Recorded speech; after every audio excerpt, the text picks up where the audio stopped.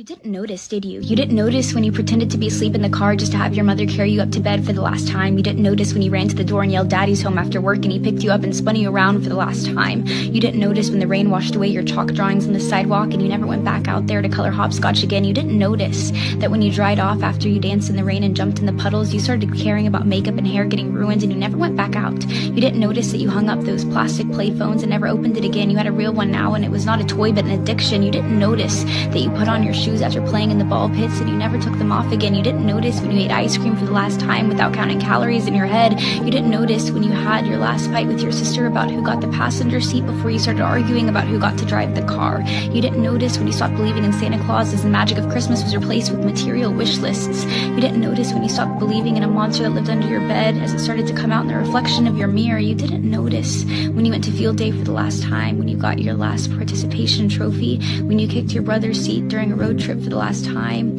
when you had your last play date with your Barbies, when you had your last Disney movie night with your family. You didn't notice that grandparents don't last forever. You didn't notice that your childhood cat wasn't eternal. You didn't notice your parents are growing up too. You didn't notice it, do you?